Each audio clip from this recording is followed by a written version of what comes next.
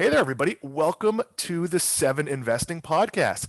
I'm Dan Kline, and I'm being joined by a familiar face, at least for me, David VanAmburg. He is the managing director. I always get that wrong. He is the managing director, not the executive director, of the American Customer Satisfaction Index.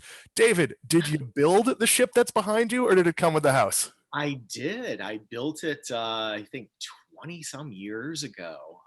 But I will admit that I built the niche for it to go in, or rather, I had the builders create the niche that it sits in. That was part of the demand of building the house. Was okay. I've got this beautiful ship that I cried over for nearly 2 decades, finally finishing, and it's got to have a cool home. So you got to build me a niche in the wall so that I can actually put it in there. Our previous home had three different. We thought of them as art nooks. One of them is where my grill accessories lived. The other was where the Stop and Shop bags that we used here at Publix lived. And the third one, we used to joke we'd catch one of our cats in it, and I'd take pictures and I'd post that they each took shifts standing in the art nook, and people would message me. They'd be like, "How'd you train them to do that?" Which is, of course, not what happened. But we're going to be talking, of course, about your travel survey. Before we do that, I know what the ACSI is. Many of our viewers know what the ACSI is, but not everyone does. Why don't you share a little bit what your organization does and if you've had to make any changes during the pandemic? Sure, Dan. Very briefly, it is a very large syndicated research project that measures customer satisfaction for almost the entire household consumer economy. A few industries that we don't measure, but we measure about 4 dozen industries, everything you could imagine from athletic shoes and cars to banks to retail to healthcare, all manner of goods and services that we purchase and consume. And we have about 400 individual companies that we're tracking on an annual basis in the ACSI. And you're using a scale of 1 to 100. And to simplify this a little bit, does it sort of work like school that, like, if you're getting in the 80s, you're doing okay. If you're in the 70s, it's not so good. Anything below that, it starts to get really bad. Yeah, school, as you remember, probably college more than grade school, except maybe sometimes in high school. School where it's all graded on a curve, right? Because 100 is really theoretically possible in a study like this, but not something any company is going to achieve. So companies that are in the 80s and low 90s, those are your A grades, if you will. And then you get down into the high 70s, low 80s, those are the Bs, and the low 70s are the Cs. And then if you're in the 50s, you better be taking ACSI class pass fail. So we're looking at you, Comcast, and boy, do I have some stories I would love to share. We talked about me moving before this. Just getting my cable hooked up was, I feel like I should get a gold medal or something. Like it is an impossible. There's a reason they don't do well on your surveys, and I have lived that reason. But we're going to And talk. were you a Oh, go new ahead. customer? Were you a new customer, or were you just moving service? My I was a new customer. My landlord had the service in his name, and because I wanted to upgrade the internet, it made sense to switch it to my name. That just to whet the appetite. I've told this story on our live stream. I called up and I said, one of the things I need is I need you to bring a TiVo card. I want to install a TiVo as my DVR. I interviewed the CEO of TiVo. I liked him. I'd rather give him $15 a month than Comcast $15 a month. Sure. The technician shows up, and the first thing he says to me is, "Says here you need a TiVo card installed. I don't have those. Did you not look beforehand? Did you not?" The one, like, so it's been bad. But we're going to talk travel, and I want to set the table a little bit before we get to the nitty gritty of your report. I'm someone who, as you know, I travel a lot. I've lost count a little bit, and I've stopped booking certain trips. But I've had roughly a dozen plane trips, 7 or 8 cruises, 2 or 3 Vegas conferences, all of course canceled. So on the plus side, I've got a massive war chest of with your top performing airline, which we'll talk about them later, and I think they're top performing for a reason. But how has the fact that we're largely not traveling unless we have to, if we're being responsible, and I'm not saying that getting on a plane is irresponsible if you have a reason to be doing it, but we shouldn't be gallivanting like I normally would be. Does that impact the survey here? Does it affect it one way or the other? Absolutely, we're seeing an impact, and for airlines in particular, and we'll get into the details of it. Of course, it's actually a positive impact, and that's related to the volume of travel that's taking place. to reference another tragic, very depressing, very problematic moment in our history, we saw the same kind of increase in customer satisfaction for airlines in the months following 9/11. And the answer was a very simple one. Getting on and off the planes was quick and easy to do. Spacing on the planes was very comfortable. Getting beverage service was very quick because there simply weren't very many people availing themselves of air travel at that time. And it makes the experience for those who do travel better from their perspective. It's simply a more efficient, more pleasing experience than we typically have. Do you also think people are sort of willing to put up with more? Like, because, obviously, like, in-flight beverage service is something that people are not always satisfied with. Right now, that doesn't exist on short flights. They might hand you like a little pack with some water or stuff, but are people just generally going, okay, the goal of air travel is to get me there, and if the experience isn't that much of a hassle and I get there, I'm pretty satisfied. Yeah, I think that's absolutely right, Dan. And again, I would draw the comparison with the post 9/11 experience. You had stories, and I was actually on one of these planes because I did, once things got back to, I won't say normal, but somewhat routine. And in a couple of months after that, I had some travel to Washington for some government business. The stories of people applauding when the plane would land, and there was just kind of this togetherness, this sense of community and purpose. I think it's the same story now with all of the travails that we're experiencing of the pandemic. Just the goodwill towards the airlines themselves, towards fellow passengers, towards flight crews, and so on. We're all in this together. Let's make the best of a very bad situation, and I think that is also pushing that positive reaction we're seeing as well. So we're going to share the graphic in a second about looking at how each individual airline did. But overall, these were some good numbers for airlines. David, why don't you set the table while I go looking for that graphic? Sure. I mean, this is an industry that's been improving now, slowly but fairly steadily for a number of years, and it actually did improve by a single point from. Oh, there you have the graphic, from 74 to 75 between 2019 and 2020, and these are numbers that are always published in April by ACSI. So from that 12-month period, April of 2019 to April of 2020, we saw a small improvement. And then just looking at that 6 months of data that would have been entirely impacted by COVID, the April to September period of last year, we saw another small increase. So, here's where we're seeing that additional little boost or bump, if you will, that is no doubt in large part driven by some of the things that we've just been talking about related to the pandemic. Now, apologies for putting you on the spot here, but I can see the 2019. It's been an ongoing trend. Has it been a long-term ongoing trend, or was it pretty stable and now it started to tick up? It's been a fairly long-term trend. The airlines industry, if you want to go back, 15 years or more, that industry was scoring in the mid, sometimes even the low 60s. So we're talking about scores like 65, 67, 68 for a number of years. And we really have seen some fairly interesting positive change for this industry now, stretching back several years. So I'm going to do a little bit of a reset for investors here because it's something I think it's important to get out. So of all these airlines, people will ask, travel's going to come back. We have a vaccine. Should you invest in airlines? And in general, I'm not a big fan of investing in airlines because I don't think airlines in general, Southwest is an exception, handle their cash correctly or treat their customers well. What I think we're starting to see, and David, this is where you could come in. I do think we're starting to see more airlines. You see how well Delta scored on here. They got a 79 just behind Southwest, which has an 80, all above industry average. Same with Alaska, JetBlue right at industry average, which surprises me. Do you think maybe some airlines have learned their lesson and they recognize it's not just about price, it's not just about how quickly you get people there, it's also about not hitting people with fees and convenience and some of the lessons learned from Southwest, frankly? I think that's absolutely right, Dan. I think that the airlines that are how shall I put this? The airlines that are able to learn that lesson are starting to learn. And when I say able, certainly Southwest, Delta, Alaska, United, to some extent American, although it is towards the bottom now.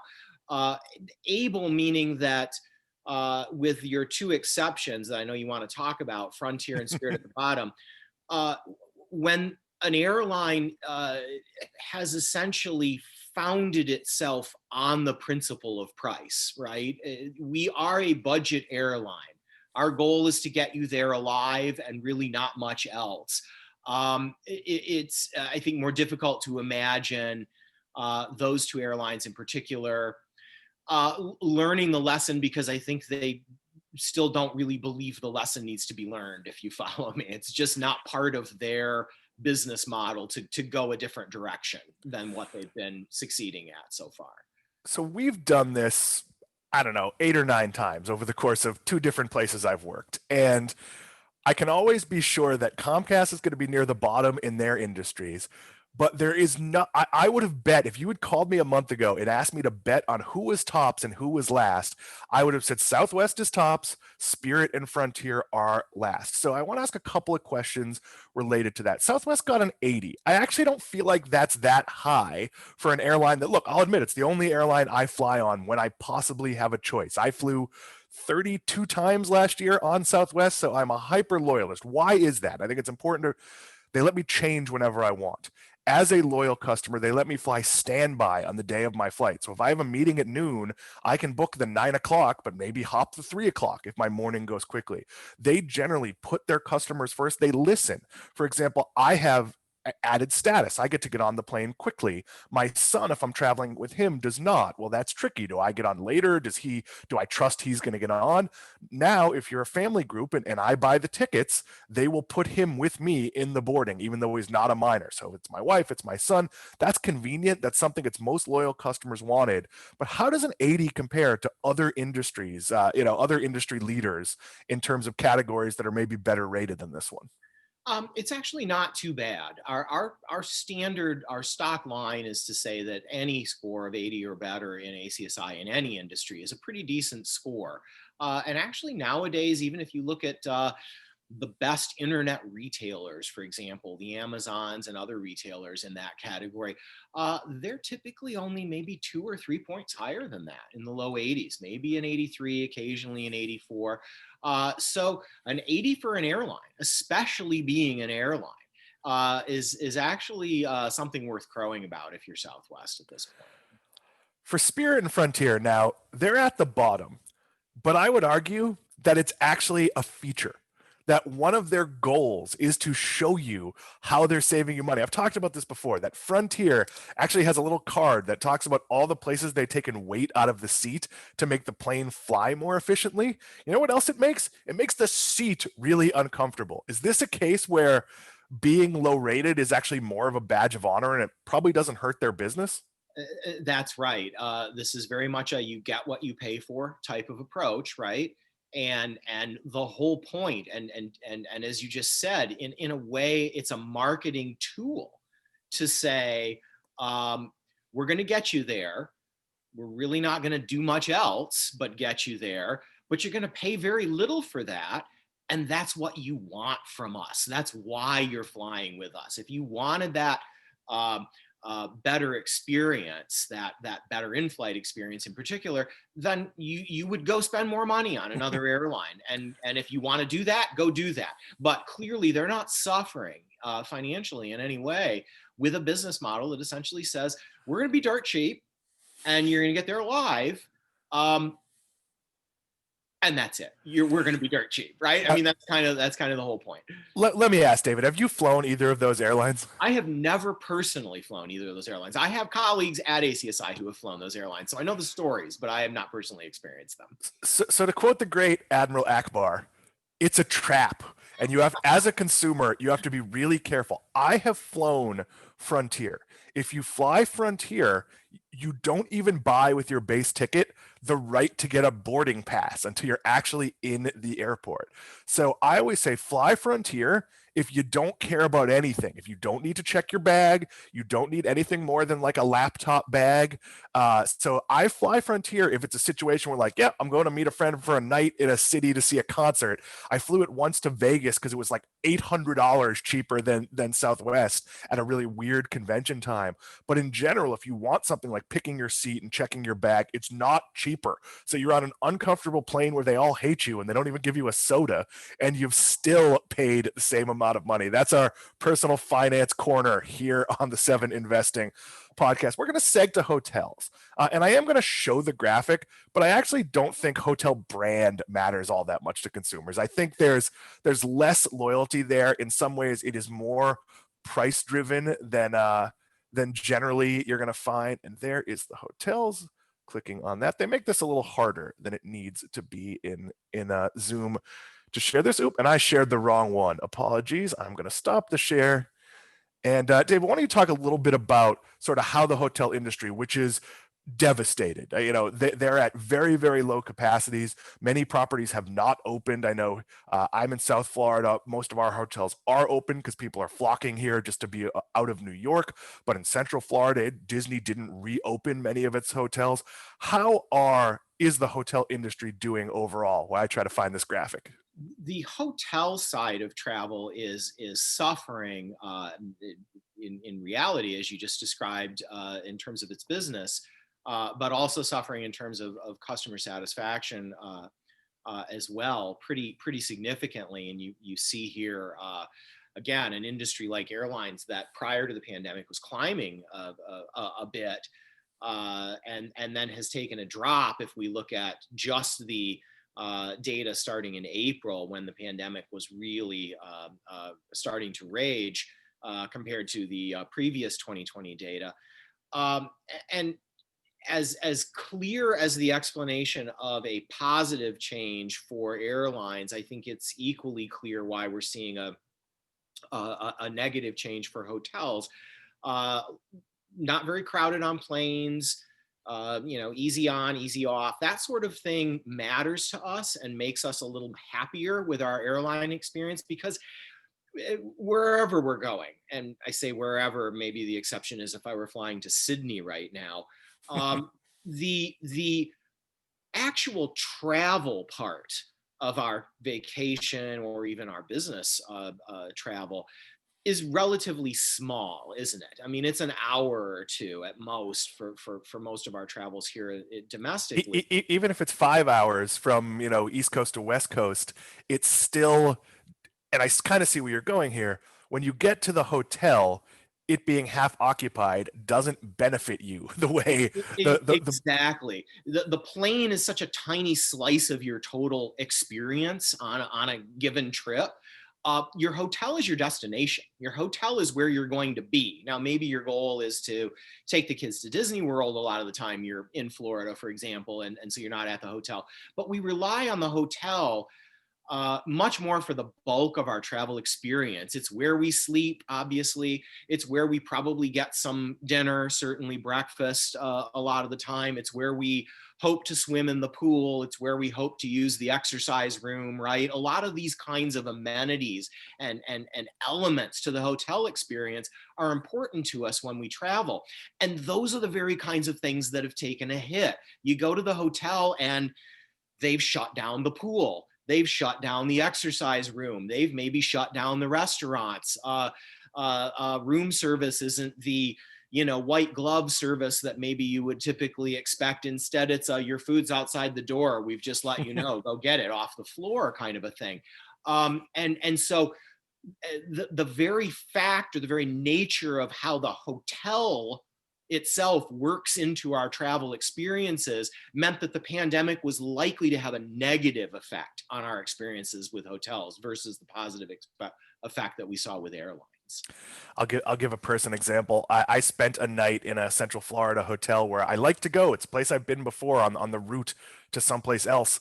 And normally they have a really lively bar restaurant. The food's pretty good. There's usually a game on. It's kind of a nice place to grab your computer, go do some work. The restaurant was still open, but you could order food and pick it up from a table. None of the experience. Now, I'd like to think I wouldn't hold that against the hotel, but it was a less satisfying experience. David, is that why the higher end hotels, which all tend to be better rated than sort of your cheaper chains, the cheaper chains actually didn't fall as much? Is that because when I go stay at a Best Western, I'm really just hanging out in my room at the Best Western? I'm not there for the many amenities such as free brochures to area. I don't know what other amenities of the vending machines. Like, there's just not much at a Best Western. That's exactly right. The Motel 6 chain, for example, which is part of G6 Hospitality at the bottom of the industry and well below the rest of these chains that we're measuring. You're absolutely right, Dan. You're a lot of these low end, low price hotels don't even have pools. I mean, that's not their game, right? That's not their business model. They don't have their own restaurant. They might have that breakfast buffet in a small room where you can get a bowl of cereal and some coffee or, biscuits and gravy or whatever. So the fact that there isn't much to them to eliminate in the first place meant there really wasn't as much for them to fall versus the chains that you might go to because you really do want the kids to enjoy the luxurious pool and some of the other amenities that a game room and other kinds of amenities that these chains would have. Exactly. So does this revert to normal when they're allowed to, take the plexiglass down? And pools have been open here, but there's distancing rules. And, part of the fun of being in a pool is that there's other people in a pool and you're chatting and maybe you're sitting with the drink.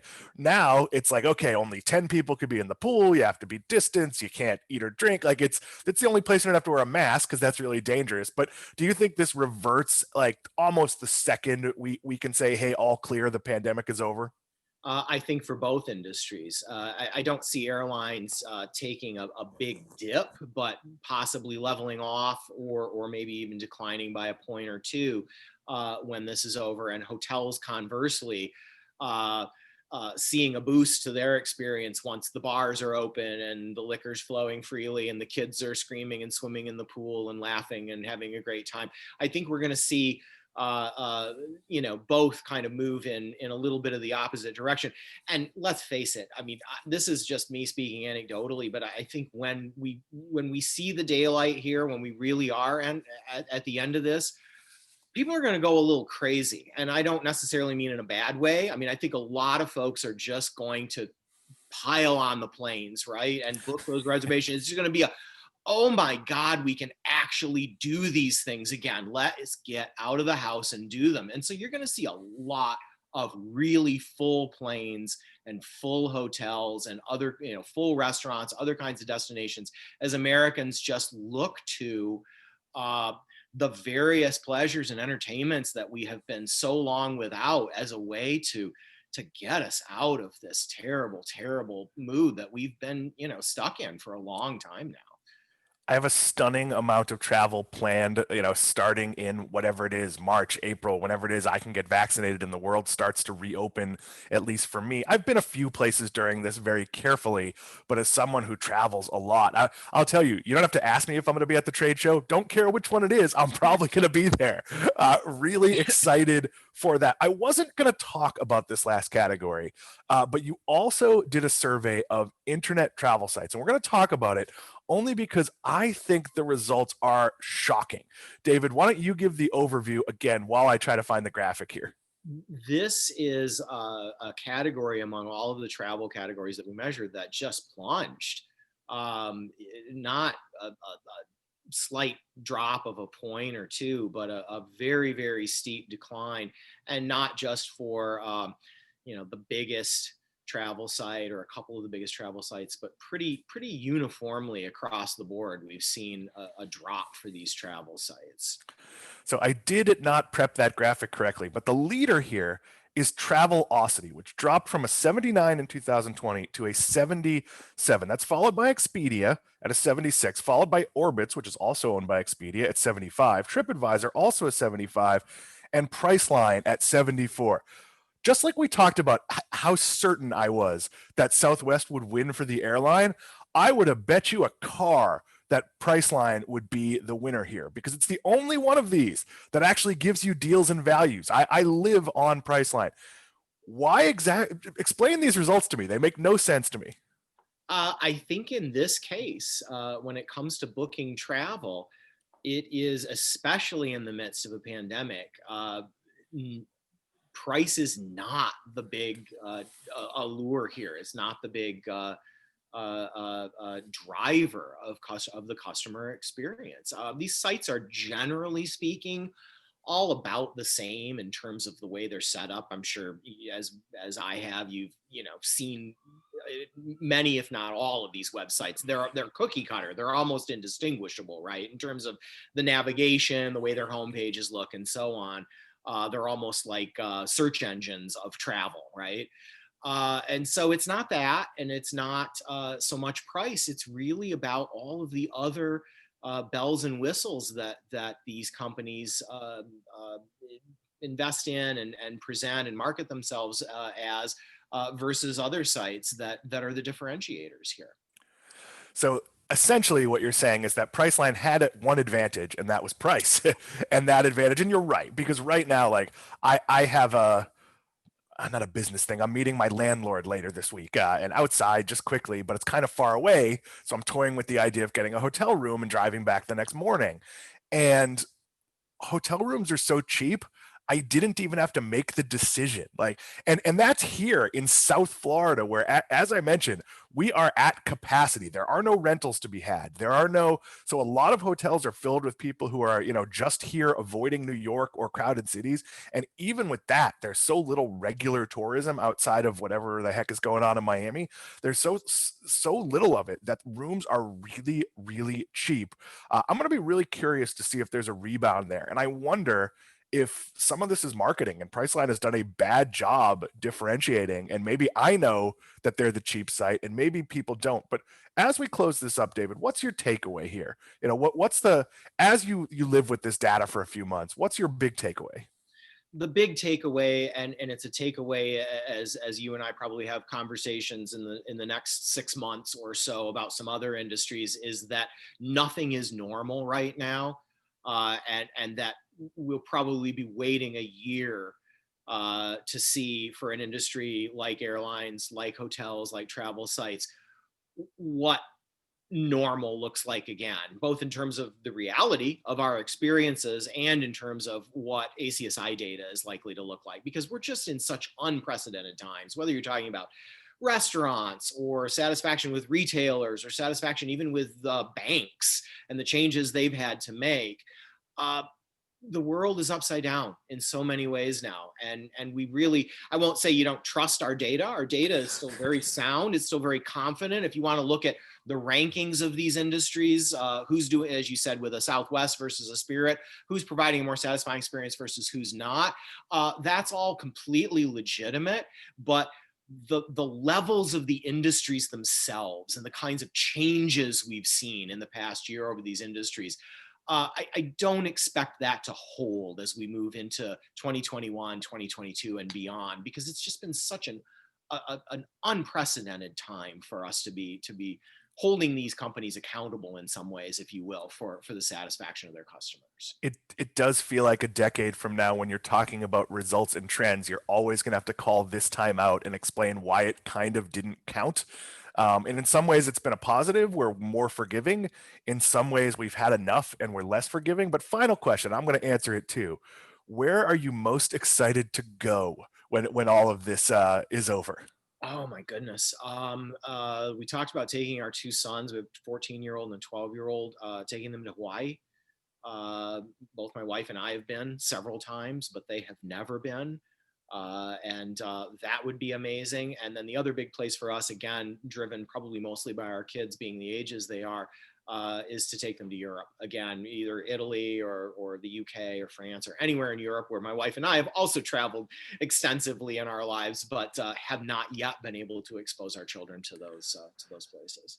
I'm very eager to get to Europe. I have a couple of friends over there who I would love to see. Right now, I have a 16-year-old, so I'd happily take him to Hawaii. I'm just not bringing him back. So it's been close quarters for 7-8 months.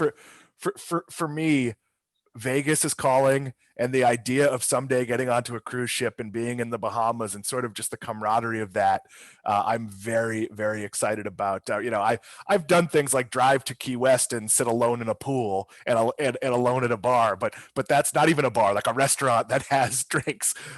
It's not the same. Yeah. David VanAmburg, thank you for doing this. I look forward to doing it again in a couple of months. I also look forward to doing it in person at some point. Exactly. Me too. It's a pleasure as always, Dan. And yep, look forward to many more of these. We thank you for listening to the 7 Investing podcast. That's all for today. We will be back on Tuesday.